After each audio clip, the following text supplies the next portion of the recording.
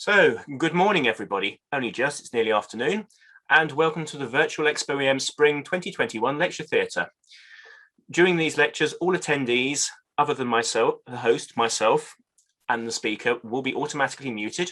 There'll be an opportunity afterwards to ask questions during the Q&A.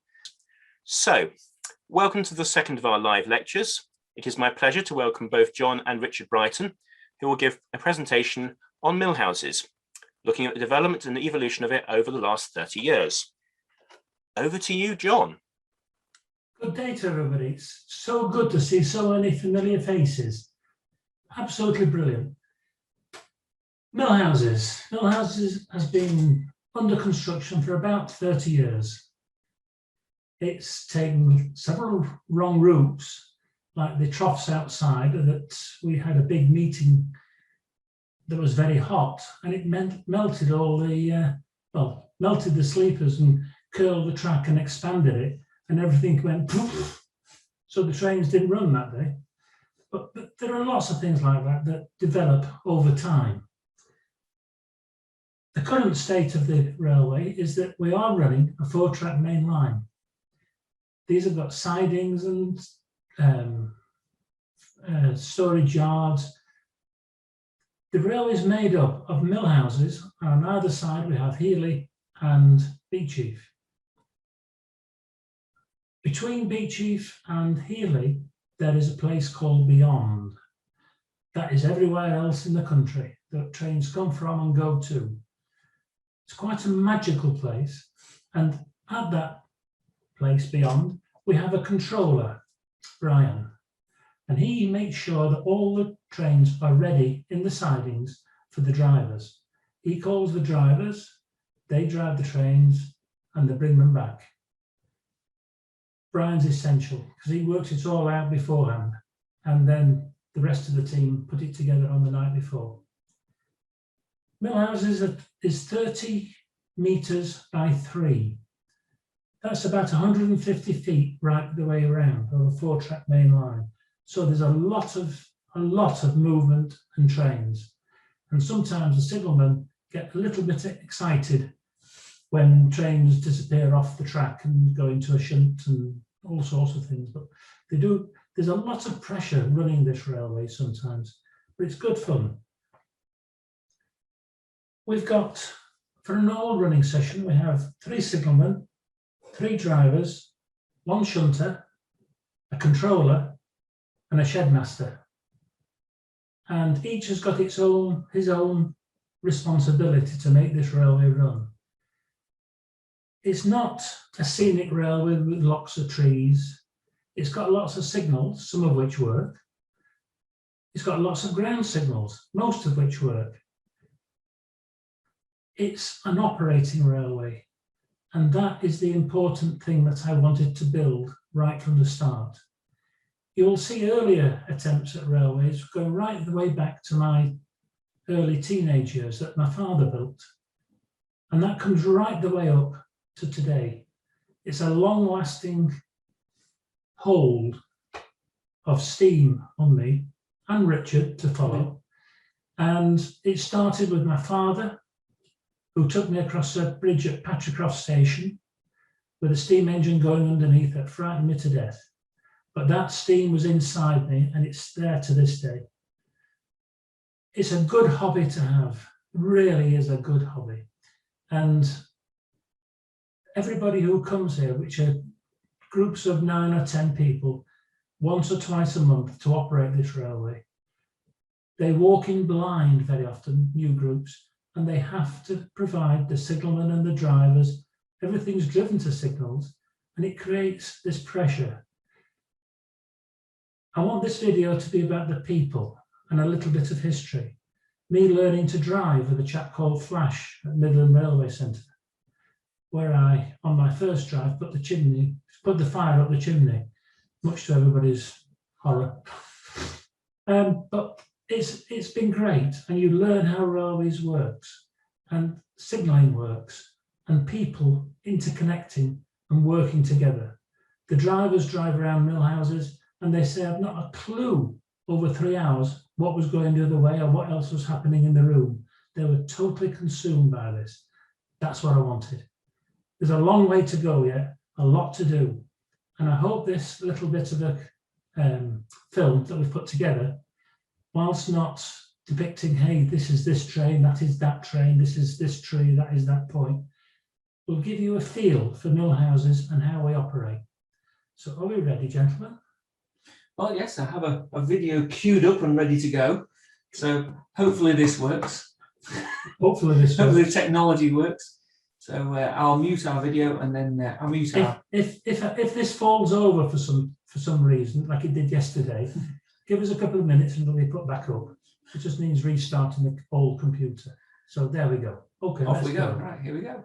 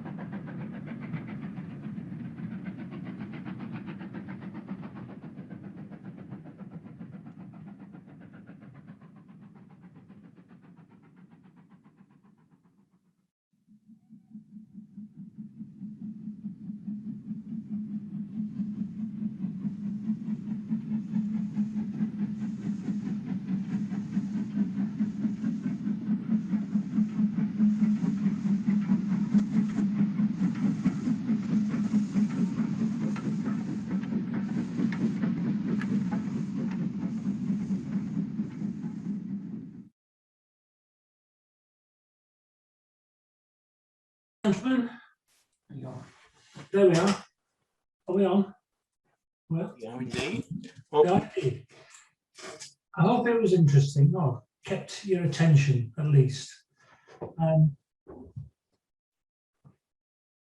It reflected my time train spotting as a young teenager down at Millhouses, where trains passed and the only thing you were interested in was the number. I wasn't bothered where it came from or where it was going to. Just get me the number, get it down in the book, and then carry on playing football or whatever else you're doing. It brings it back. It's a lifetime's hobby. And I hope a lot of you have got the feeling that this is what we're doing here. Anybody's welcome to bring a group up within the timescale that we've got available to bring groups up. The railway will be running again in June, hopefully, restrictions permitting, with the first Potters group towards the end of June. Several groups, the Nottingham area group of the P4, West Yorkshire group, they've come over from Lancashire, they've come from all over the place, and I think they have a fairly good time. So we've got a question and answer session to follow. So if anybody has got any questions, if I can answer them, I will do. If not, I'll just say Richard could answer that. So, anybody, any questions, please? Please click the raise your hand thing in the reactions, or drop me a message, please. Don't bother. No. Okay. That's it. No questions.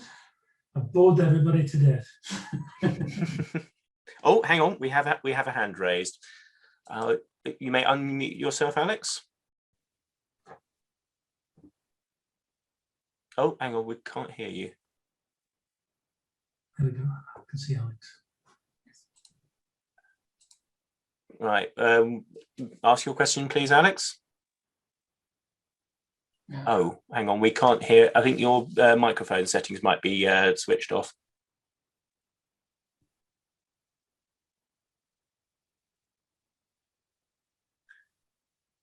Small technical issue. Let's see what happens.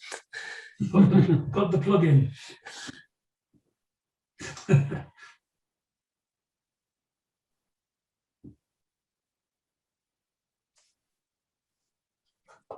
Very interesting. Yeah. Thank you, Bill. Yeah, appreciated. Right. Take two. Can we hear you, Alex? No.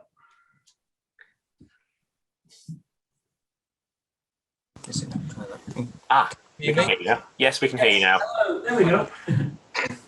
My question is, are the signals and the points are linked together? How do you mean linked together? Well, you mean like the points and the signal I see? Yes. Are they interlinked, are they?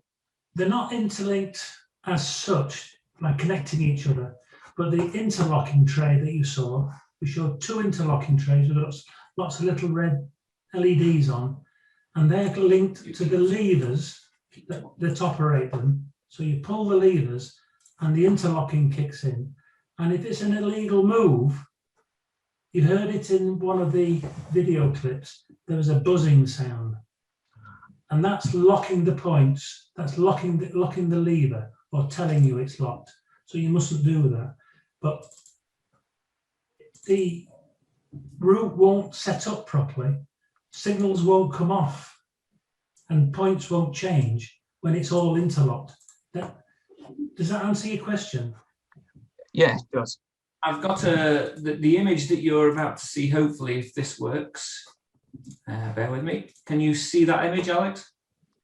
Yes, yeah. So that image on the Millhouses box, all of the black levers represent the points. All of the red levers represent the home or starter signals. The yellow levers represent the distance signals. The red levers, can you see my mouse pointer on there if I move that? Yes. Yeah, my dad and I can see it. Brilliant. So the red levers with the white bands on here, they are signals that are interlocked with either Beechief or Healy box. So their block instrument needs to be on line clear for that lever to be pulled. Otherwise, it won't operate. And then the red lever in the middle here that's got the black and white stripe on there, that signal has got a detonator associated with it. Now, in the prototypical railway, if that lever is in the normal position, as you see it now, the detonator will be on a hinge that goes over the top of the rail. You saw it in one picture with a tank engine and a signal, and the detonator goes over the rail. And unfortunately, my team haven't come up with a reasonable bang for the detonators yet. So yeah, pulling the lever off basically it not only pulls off the signal, but it also removes the detonator to the side of the rail and allows clear passage. The white levers, interestingly, don't do anything. They once did, but in there were spare levers basically, so they don't actually operate anything. But that's a representation of what the Millhouses frame looked like, and it did have spare levers on it. All the wires from those signals levers, point levers, they all go down to the trays, to the interlocking trays, and the same red LEDs that you see on there come up on the interlocking trays, and they lock other points so they can't be pulled. So if you pull lever number 1 on the lever frame, apologies, sorry. If you pull lever number 2, that's for one of the points, into the middle side, and you pull that. You see that red light is out at the moment, which means that lever is okay to be pulled. Yeah. You then pull the ground signal, number 1, which allows you into the siding, but the number 3 stays lit, so you can't come out until you put back number 1, and then you can pull number 3. Understood. And the whole lot's like that. In the middle, there's a huge, great ladder, and there's a lot of signals and all sorts of things further down. And there's probably about 10 or 15 levers that you need to get in the right order, on and off. So you've got to know your boxes. Yeah. Interlocking is with the way the railway worked, and eventually will spread to Beechief and Healy. Eventually. So this is one, for example, this is the centre siding. Sorry, no, that's the centre siding. Yeah. This is just one coming into the private sidings here, isn't it? But if you come across there, the signals on either side of that all go back to stop to protect it. I'm just trying to see if we can. That's enough. Yeah, I'll come out of that now. There you go, that one. Yeah. So, it makes the operation more interesting and makes the signalman sweat a bit.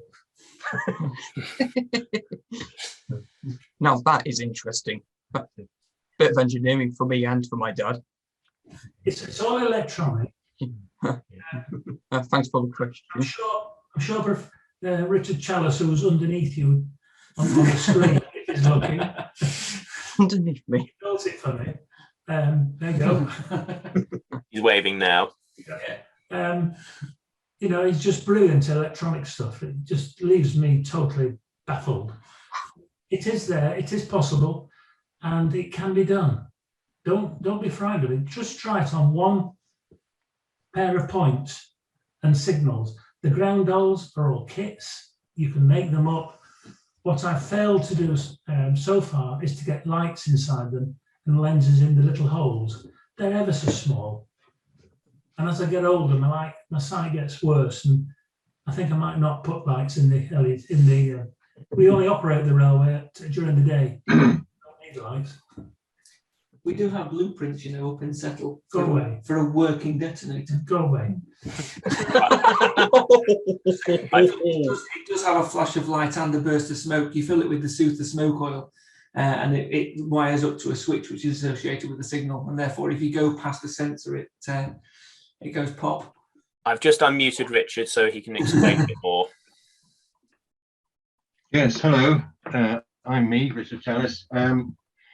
The interlocking box is made up of sets of standard modules, so I can replicate it. In fact, I'm just building 2 more, one for Kentside and one for my own model of Stockport Dale. If you wanted to see the sort of thinking behind it, I've got a sort of reasonably readable document.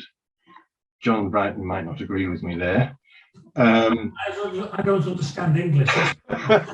But you could contact me via the society and I could send you a copy. It's a Word document, it's quite short. If you wanted to, just please do, feel free. That's great. That's really, get people on the go. Yeah, they take forever to build. So I mean, each board of 8 relays takes about 75 minutes. The sort of little tray logical patch panel for 7 levers takes 75 minutes. So if you've got, a 50 lever frame, you've got quite a lot of soldering to do. But anyway, it seems to work okay. So far, so good, eh, John? Basically, Alex, by the time you're the age of Richard, you might have got it. That's extremely bloody old. Or it might be the age of Richard, Beyond me. Any more, gentlemen? Do you see all your wagons, Derek, going over that coal train? Hang on, I'll just unmute you, Derek. Hold on a sec. There he is. Derek made a lot of the wagons, decorated them and weathered them and converted. Can you hear me now? We can indeed. Yes. Hello. Yeah. The only problem, John, if you're going from 58 to 62, and we know we've got to remedy it, there needs to be more wooden-bodied wagons in there. Oh, go away. less of these 16-ton minerals. Yeah, all right. Did you notice some of the wagon wheels that there's something you don't see when it's running? Some of them have got something underneath the wheel that makes the wagon jump every revolution. And others have got shimmies to them. They've all got to come out. Yeah. I haven't noticed those before. Oh, we'll have to have a working day on them then. Absolutely.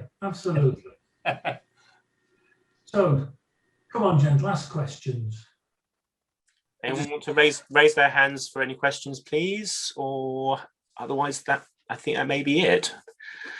We got some comments came through on the chat, so thank you guys. Bill, Phil Hall, and Phil with no surname, and Richard Dunning.